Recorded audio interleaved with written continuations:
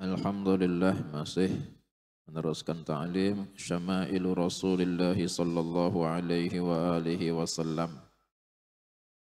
Budi pekertinya Nabi sallallahu alaihi wa alihi wasallam. Sampai pembahasan pada i'tina'uhu bi asnanihi. Perhatiannya Nabi sallallahu alaihi wa alihi wasallam terhadap gigi-giginya beliau. Kana sallallahu alaihi wasallam ya'tani bi takhlili asnanihi ba'da tanawulit ta'am. Sungguh Nabi sallallahu alaihi wasallam itu sangat perhatian dengan menyela-nyelai giginya beliau setelah makan. Wa yaqulu habbadzal mutakhalliluna min ummati. Beliau bersabda, alangkah baiknya orang-orang yang menyela-nyelai dari kalangannya umatku.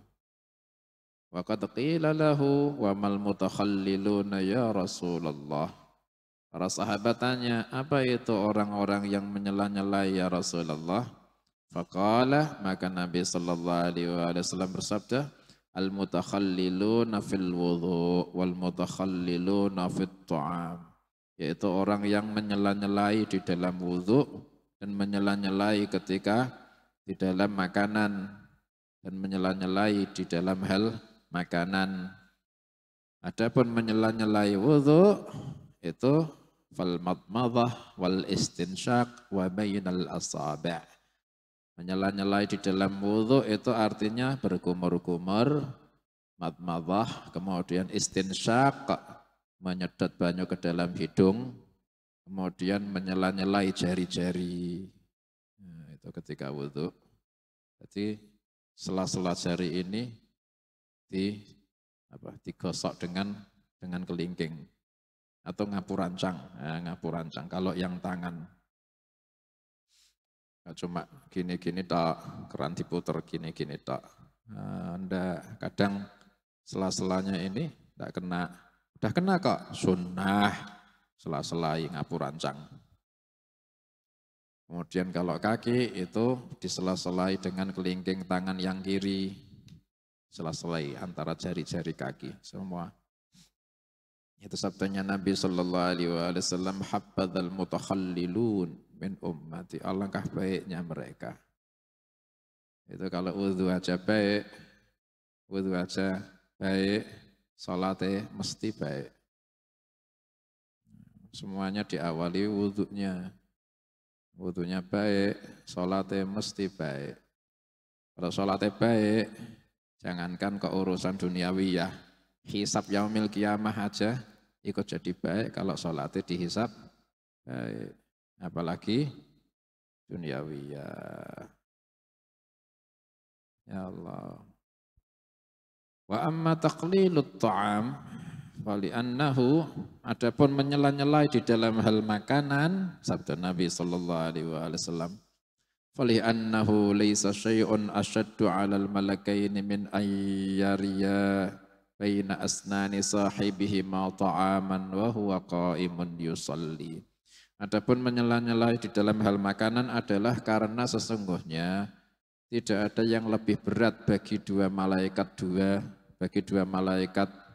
yakni raqibun atid, yang menjaga dan mencatat di kanan kirinya manusia.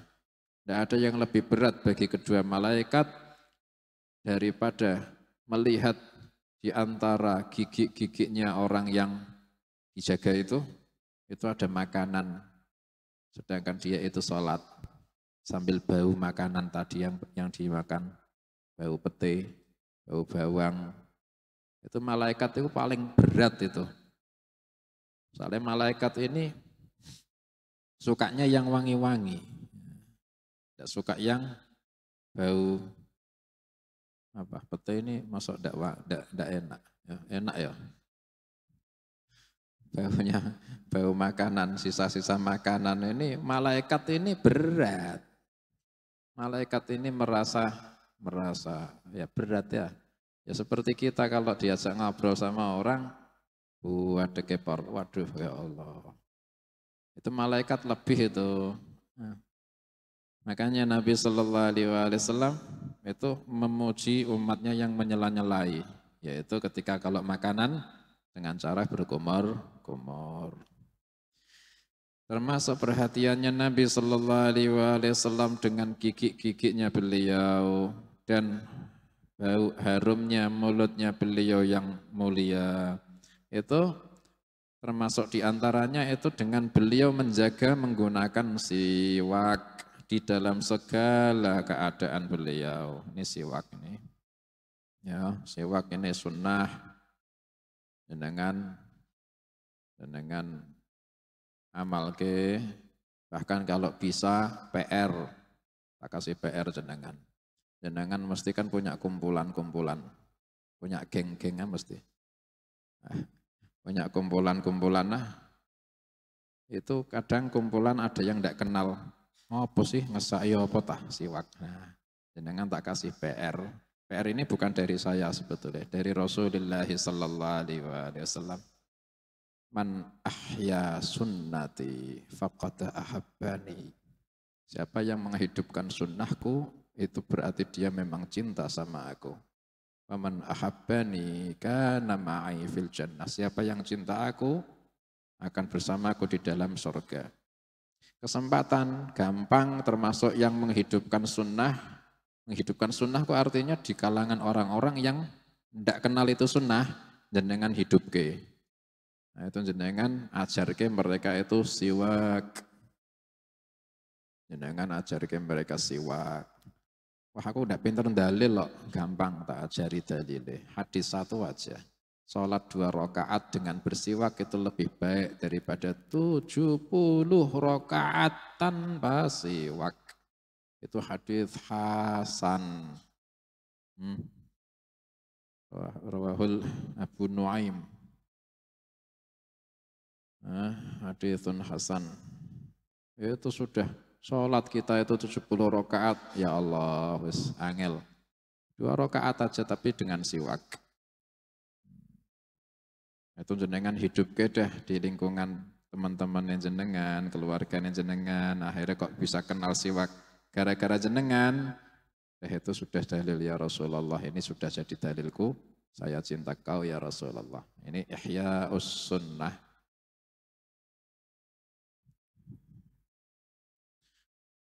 Dan Nabi Sallallahu Alaihi Wasallam ini menggunakan siwak di setiap keadaannya, ketika mau sholat, ketika mau wudhu, ketika mau tidur, ketika bangun tidur, ketika masuk rumah, ketika mau keluar rumah.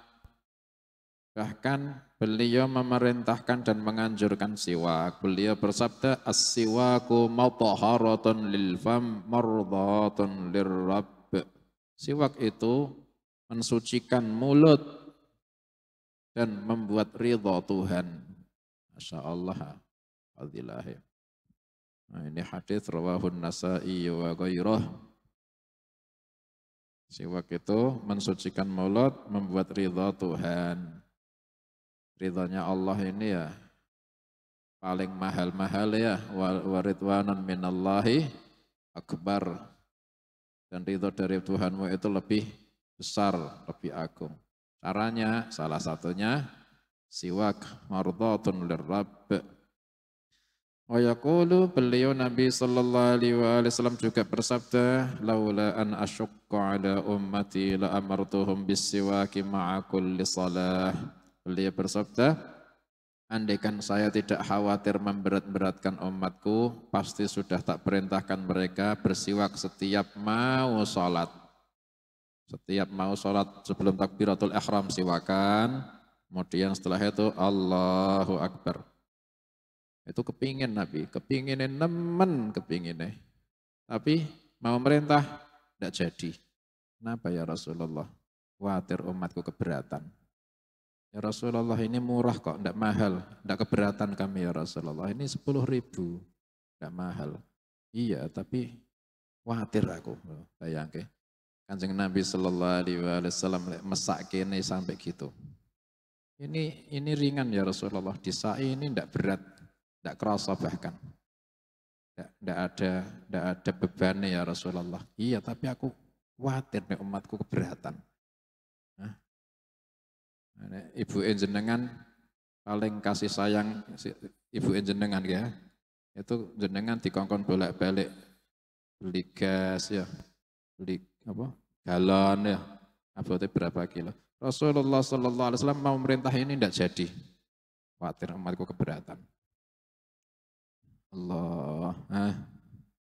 Kok ada umatnya kok akhirnya ngamal ke siwak, ridhonya nemen itu Rasulullah sallallahu alaihi wasallam. Makanya siwak tadi mardhatun lil Rabb, membuat ridho siapa? Allah. Dalam hadis laula an asyukka ala ummati la amartuhum bisiwaki ma'a kulli salah, itu siwak mardhatun li Rasulillah sallallahu alaihi wasallam ketika mau salat. Itu yang tak maksud kata Rasulullah sallallahu alaihi wasallam. Seneng anak ini, pinter ini orang. Umatku satu ini pinter ini. Ini yang tak maksud selama ini. Tapi yang tidak jadi tak perintah ke soalnya khawatir memberatkan umatku. Wa fi riwayatin 'inda al-Bazzar wa Tabrani la faradtu 'alaihim as-siwak 'inda kulli salatin kama faradtu 'alaihim al-wudu'. Niscaya sudah tak fardukan atas mereka siwak sebagai ketika mau sholat, ketika setiap mau sholat, sebagaimana saya fardukan atas mereka wudu sebelum sholat. Dalam hadis yang lain, inda kulli wudu, setiap mau wudu. Jadi sebelum wudu mulai, itu siwakan dulu, kemudian basuh telapak tangan, bismillahirrahmanirrahim 3 kali. Awalnya itu siwakan dulu. Ya'tina'uhu bithiyabihi wa hayatih. Perhatiannya Nabi sallallahu alaihi wasallam dengan pakaian beliau dan penampilan. Nabi Rasulullah sallallahu alaihi wasallam menerangkan kepada kita bahwa penampilan yang bagus, ya, penampilan yang baik ini termasuk syama'ilul anbiya, budi pekertinya para nabi. Termasuk budi pekertinya para nabi-nabi.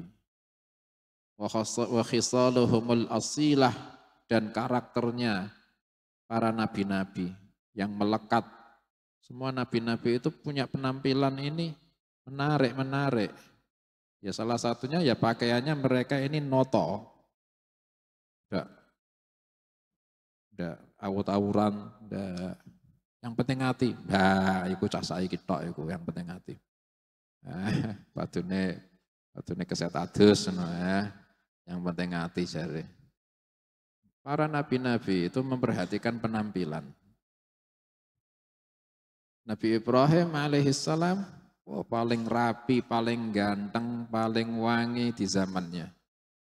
Sisiran, siwakan, rambutnya ini paling rapi Nabi Ibrahim alaihissalam. Apalagi Rasulullah sallallahu alaihi wasallam.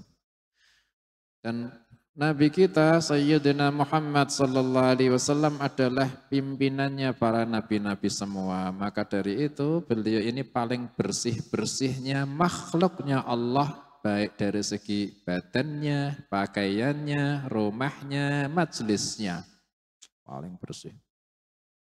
Di dalam hadis ada sahabat yang mensifati Rasulullah sallallahu alaihi wasallam, ma ra'aitu mithla hadzal rajuli wala ahsana minhu wajhan wala anqa thawban. Ada seorang ini mensifati Rasulullah sallallahu alaihi wasallam, tidak pernah saya melihat yang seperti ini laki-laki, dan tidak pernah saya melihat yang lebih tampan dari ini laki-laki, baik wajahnya dan juga tidak lebih bersih bajunya, yang melebihi Rasulullah sallallahu alaihi wasallam. Wajahnya paling bagus, bajunya paling bersih. Enggak dari ngaku zuhud, oyel-oyelan, enggak. Nabi kita itu paling rapi sallallahu alaihi wasallam. Dan sungguh Nabi sallallahu alaihi wasallam itu yatajammalu, berhias, dan menganjurkan untuk berhias. Beliau bersabda sallallahu alaihi wasallam, Innallaha jamilun yuhibbul jamal. Sesungguhnya Allah itu indah dan suka keindahan. Dan beliau juga menjaga keadaan-keadaan dan juga menjaga kondisi-kondisi. Maka ketika ada tamu kok utusan delegasi dari kaum-kaum, dari Arab-Arab yang jauh, ini ada kaum-kaum ini mengutus delegasi untuk menemui Nabi Sallallahu Alaihi Wasallam dari Yaman, dari Bahrain, dari mana-mana kaum. Ini Nabi Sallallahu Alaihi Wasallam ini menyambut dengan memakai penampilan yang lain dari biasanya buat menyambut tamu-tamu yang jauh-jauh ini. Beliau berhias memakai baju yang baik. Beliau memakai jubah yang baik. Atau kadang memakai pakaian yang beliau ada, yang beliau punya ketika itu yang sesuai dengan orang yang datang dan keadaan yang ada. Ketika hari Idul Fitri, Idul Adha, beliau memakai perhiasan yang dikhususkan. Rida yang bagus, jubahnya yang bagus, sorbannya yang bagus ketika Id. Nah, ketika Id ini memang disunahkan memakai pakaian bagus ya, tapi tidak harus baru. Nah, ya penting. Gak usah nesu, nek gak anyar. Yang bagus yang sudah dipunya. Yang paling mahal yang sudah dipunya. Tidak harus baru. Angger tahun mesti kudune anyar. Gak enak dalile. Nah, kudune anyar, mahal, meneh mahal. Yang paling betul yang paling mahal, tapi yang sudah dipunyai. Nah, gitu. Meskipun sudah lama, tapi itu yang paling bagus, paling mahal, pakai dah ketika Id. Wa kadzalikal Jumu'ah, begitu juga ketika hari Jumu'ah, beliau berpenampilan lain lagi, memakai serba putih-putih semua, sorbannya putih, gamis putih, jubah putih. Beliau mensunnahkan ketika salat Jumu'ah pakaiannya putih. Meskipun bukan yang paling mahal, meskipun bukan yang paling bagus, yang penting baik, warnanya putih. Tapi kalau Id itu disunahkan baju yang paling mahal yang sudah dipunya, meskipun bukan warna putih.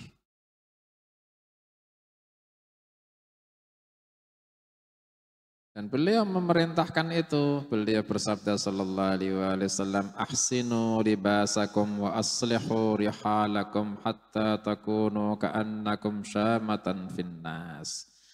Perbaikilah pakaian-pakaian kalian dan perbaguslah kendaraannya kalian sehingga kalian itu seakan-akan ini andeng-andeng di dalam dirinya orang di antara manusia. Andeng-andeng itu kalau ada orang punya wajah kok ono andeng-andengnya itu biasanya yang paling ketok ganteng, ya kan, manis.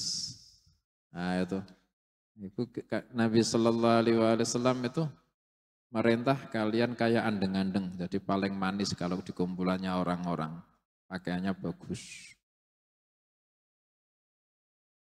Tapi tanpa niat khuyala, tanpa niat bangga-banggaan, sombong, niatnya tajammul, berhias. Setelah berhias, itu memang tabiatnya manusia semua. Kalau ada orang pakaiannya kok baik, itu akan dimuliakan. Tabi'i itu. Baru setelah duduk, setelah ngobrol, ilmunya yang main. Nah, kalau punya ilmu, dia dimuliakan karena ilmunya.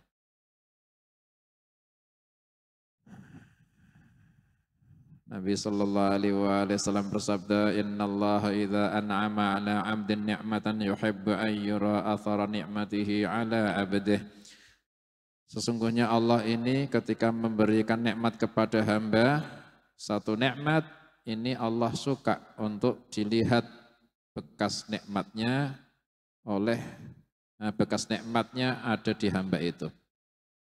Allah kalau memberi nikmat kepada seorang hamba, Allah suka melihat asar pengaruhnya itu nikmat pada hamba yang dikasih nikmat itu. Allah Ta'ala kasih nikmat, dikasih rezeki, bisa punya baju bagus, itu minallah loh itu. Akhirnya kok dipakai, Allah senang koleksi ning lemari, sak pirang-pirang, cuma dibuka terus banyak, puas dah tutup. Oh, apa koleksi? Nah, tas sak pirang-pirang sak lemari, sepatu sak pirang-pirang sak lemari. Dibuka aku, ini semuanya punya aku. Puas gitu toh, tidak dipakai. Allah Ta'ala suka melihat bekas nikmat yang Allah berikan kepada hamba. Caranya pakai, ya gitu, pakai. Kasih nikmat sama Allah apa? Gunakan. Allah senang. Allah Ta'ala ngirimi kita apa? Kipas, kita dikasih kipas. Sumo, setel. Allah senang. Eman, apa eman? Rusak, tuku meneh. Punya apa? AC, sumo, setel. Allah Ta'ala senang. Fasilitas minallah dinikmati. Allah senang. Aja bakhil. Aja apalagi sama awake dhewe. Sama orang lain juga. Ya Latif. Dan beliau sallallahu alaihi wasallam bersabda, sesungguhnya kemuliaannya orang mukmin atas Allah adalah bersihnya pakaiannya itu orang mukmin dan ridhonya dia dengan yang sedikit. Termasuk kemuliaannya Allah itu buat orang mukmin. Kalau orang mukmin itu pakai baju itu bersih, dimuliakan sama Allah. Yang penting hati, betul. Tapi zahir itu tanda buat yang di dalam hati. Orang kalau senang bersih-bersih itu tanda kalau hatinya juga bersih. Tapi saya kepingin apa istilah nyamar, alah dak ati ra ngandel. Keset ngono ta. Pakaiane ngetawa terus ilmu hakikoh alah. Tak usah kebujuk ya. Maka Nabi sallallahu alaihi wasallam yanha an ta'riyadits thiyab lil wasakh. Nabi sallallahu alaihi wasallam ini melarang dari orang membiarkan pakaiannya ini kena kotoran. Beliau memerintahkan untuk diangkat itu pakaian biar tidak kotor. Beliau bersabda, "Irfa' izarak fa innahu anqa wa abqa." Angkat sarungmu, itu bisa lebih membersihkan sarungmu dan mengawetkan sarungmu, tidak cepat rusak. Ini seperti orang apa contoh trengseh itu kotor. Diangkat sedikit biar tidak kotor, biar lebih awet.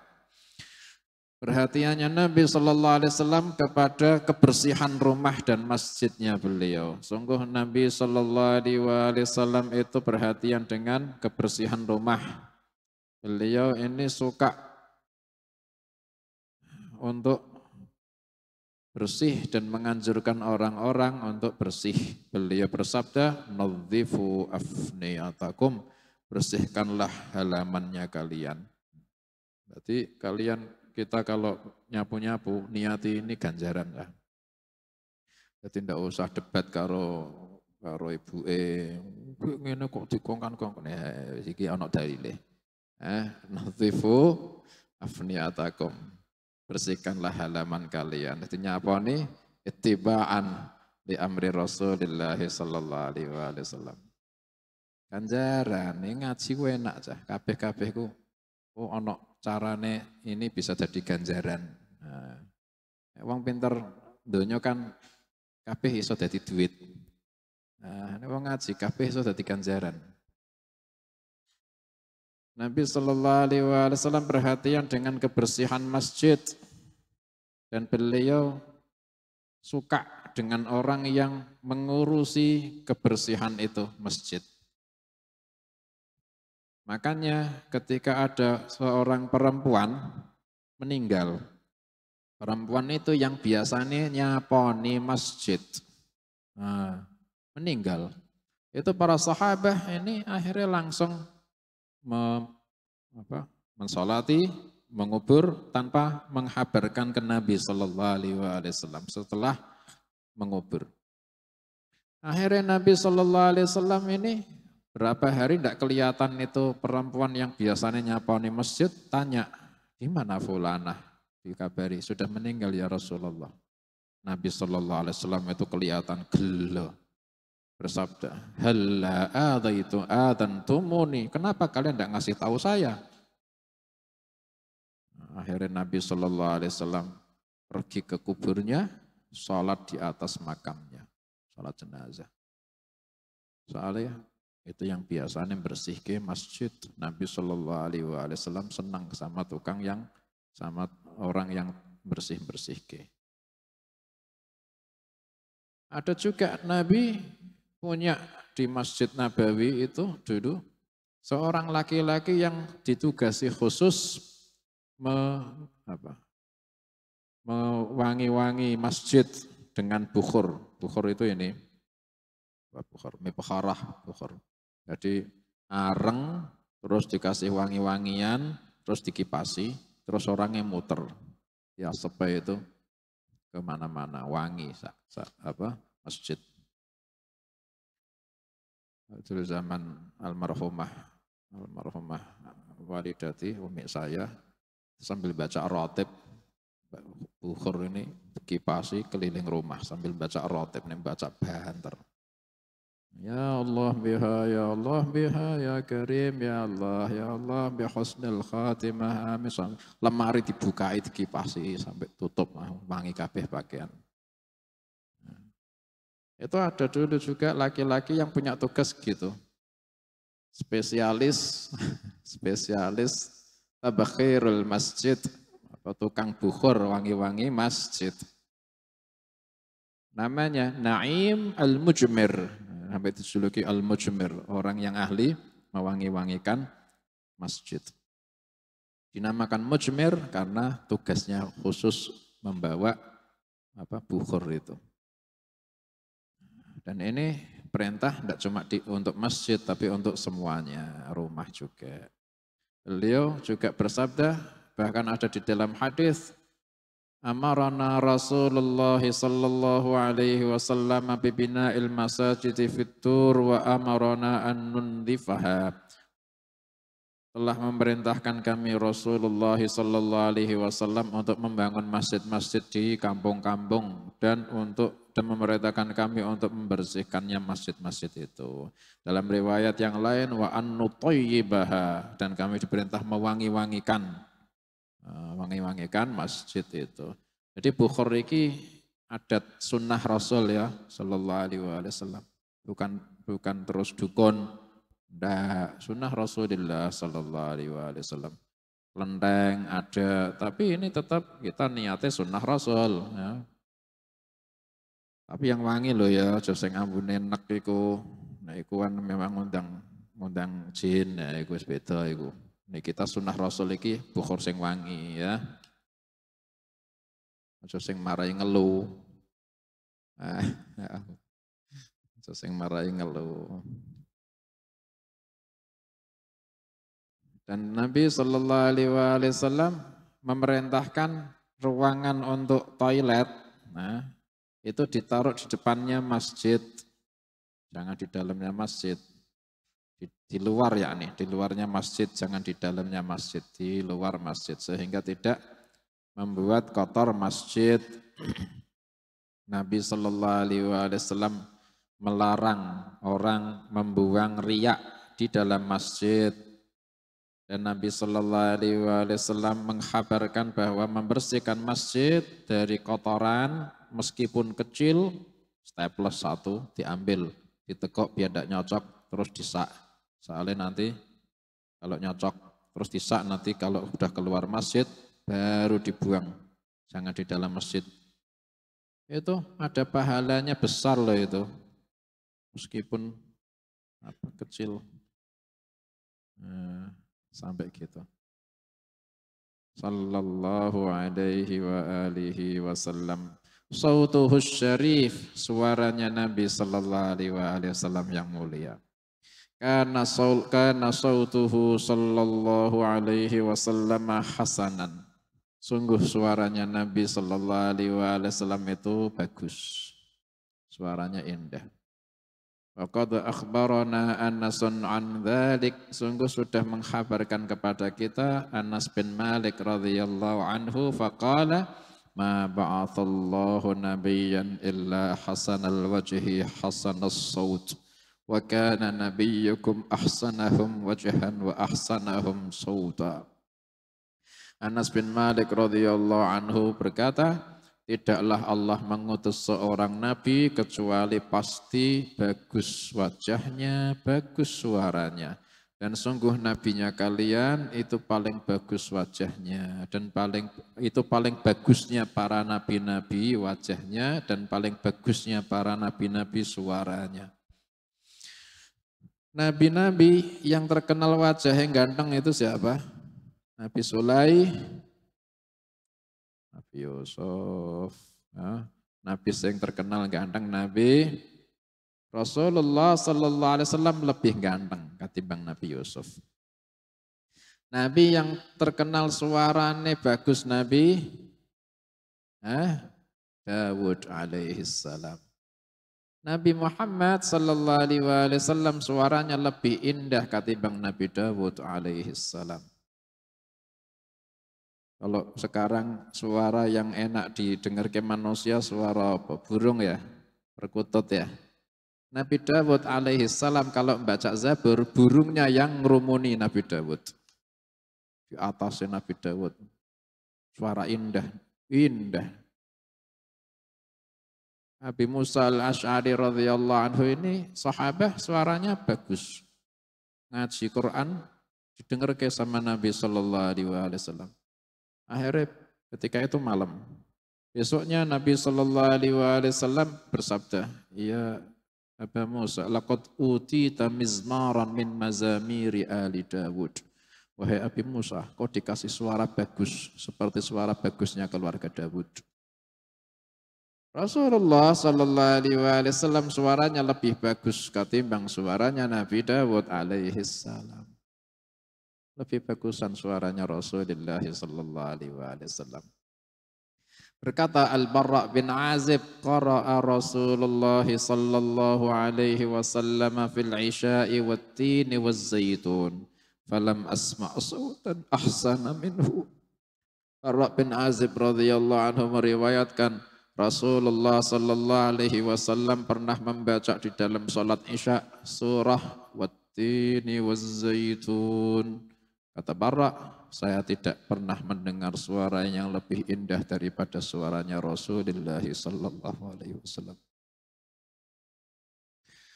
Makanya kalian baca Quran suaranya dibagus-bagus ya.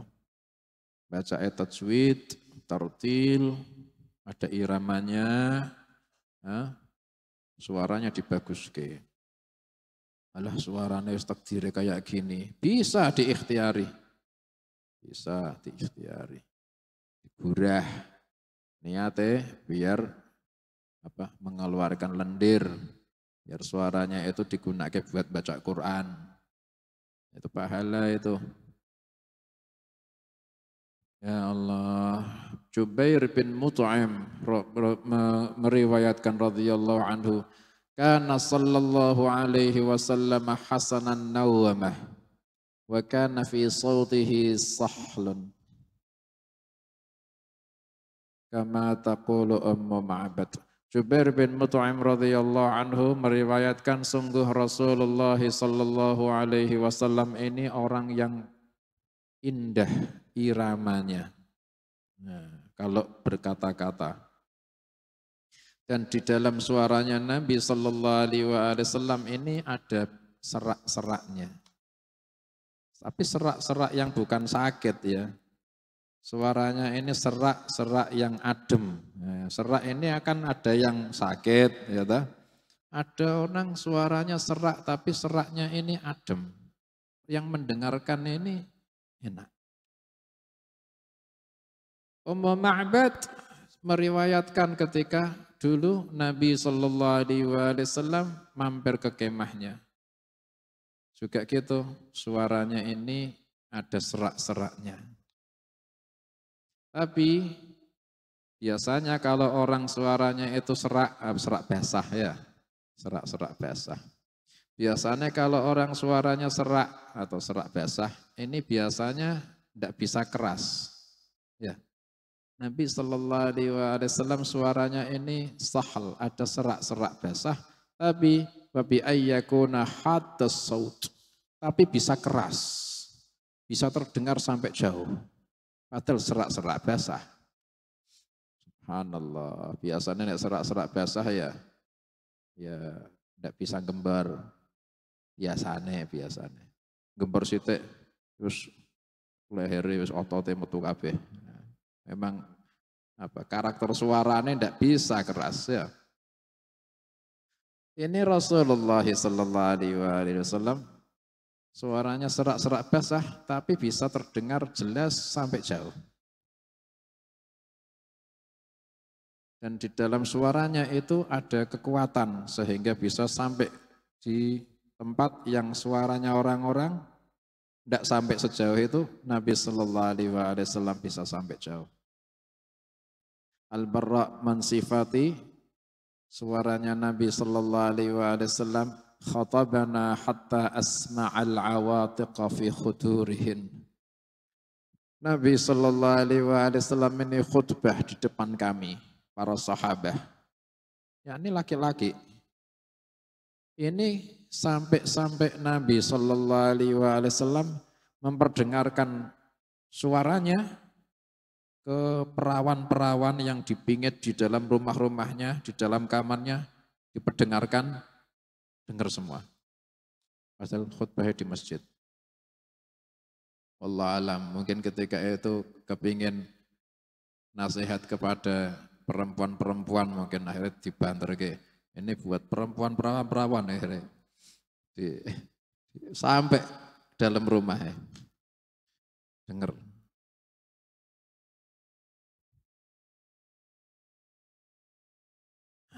وقالت أم هانئ كنا نسمع قراءة النبي صلى الله عليه وسلم في جوف الليل عند الكعبة وأنا على عريشي. Berkata Sayyidah Ummu Hani binti Abi Thalib radhiyallahu anha, kami mendengar bacaannya Nabi sallallahu alaihi wasallam ketika salat membaca Quran di tengah malam. Ketika Nabi Shallallahu Alaihi Wasallam sholat di dekat Ka'bah, padahal saya ada di atas ranjangku di dalam kamar rumahku. Orang sholat itu ya apa sih? Bismillahirrahmanirrahim. Alhamdulillahi rabbil alamin. Arrahmanirrahim. Maliki yaumiddin. Paling gitu. Rumah di dalam kamar, kata Sayyidah Ummu Hani, dengar. Ya ini ya mukjizat ya, tidak biasa ya, mestinya ya tidak sampai sejauh itu. Masa orang sholat teriak-teriak, kayak azan. Ini sampai kedengeran. Itu suaranya Rasulullah sallallahu alaihi wasallam dalam hadis Haji Wada.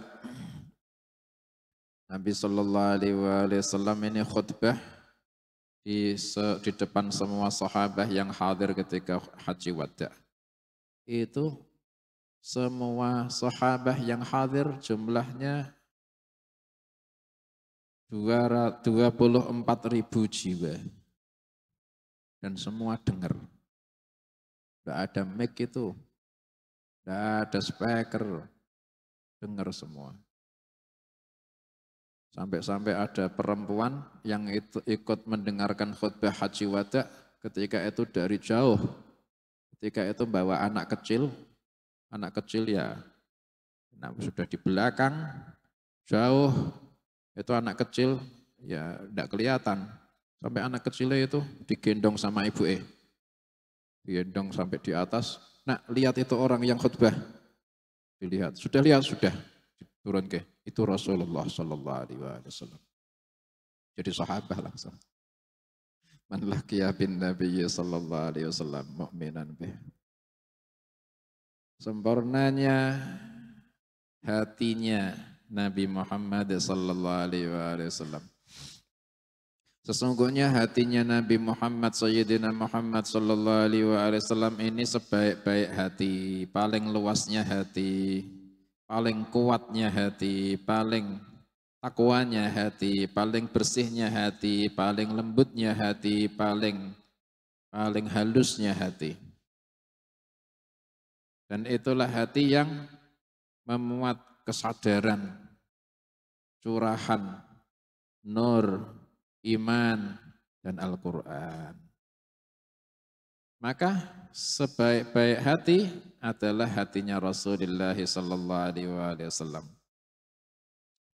Makanya kalau sudah ngomong masalah hati itu jangan main-main ya. Hati itu yang paling inti, paling baiknya itu hati. Sampai jasad kita yang kita rumati terus, ya kan? Didusi, dilapi, dibersihke, itu yang paling afdol hati. Ya, itu yang paling afdol. Allah Ta'ala itu melihat bukan rupa, tapi hati. Mulane surah Yasin, seneng ngambil surah Yasin. Itu qalbul Quran, hatinya Al-Quran. Setiap ba'da subuh baca surah Yasin. Semua taysirul umur, niat juga tabarruk dengan qalbul Quran, juga memperbaiki zahir batin. Maka sebaik-baiknya hati adalah hatinya Nabi Muhammad sallallahu alaihi wasallam. Ibnu Mas'ud radhiyallahu anhu berkata, sesungguhnya Allah memandang hatinya semua hamba-hamba. Maka Allah menemukan hatinya Nabi Muhammad sallallahu alaihi wasallam itu sebaik-baiknya hati semua hamba. Maka Allah memilih Nabi sallallahu alaihi wasallam untuk dijadikan utusannya. Kemudian Allah memandang lagi hati-hati hambanya yang lain-lain, maka Allah menemukan hatinya para sahabatnya Nabi Muhammad sallallahu alaihi wasallam adalah sebaik-baiknya hati hamba. Maka Allah menjadikan para sahabat ini para pembantunya Nabi sallallahu alaihi wasallam. Akhirnya para sahabat berperang untuk agamanya, membela agamanya Nabi sallallahu alaihi wasallam. فَمَا رَآهُ الْمُسْلِمُونَ حَسَنًا فَهُوَ عِنْدَ اللَّهِ حَسَنٌ وَمَا رَآهُ الْمُسْلِمُونَ سَيِّئًا فَهُوَ عِنْدَ اللَّهِ سَيِّئٌ. Maka apa-apa yang dipandang orang muslim itu baik, maka berarti bagi Allah itu juga baik. Dan apa-apa yang dipandang orang muslim itu buruk, maka bagi Allah itu juga mesti buruk. Tapi yang memandang ini orang muslim yang kamilul Islam. Aku muslim, aku ngarani iku apik, ya kan iku Islam yang ora. Islam yang kamil harus orangnya alim, saleh, nah gitu. Itu baik. Maulid baik, berarti indallah baik. Majelis dzikir baik, berarti indallah baik.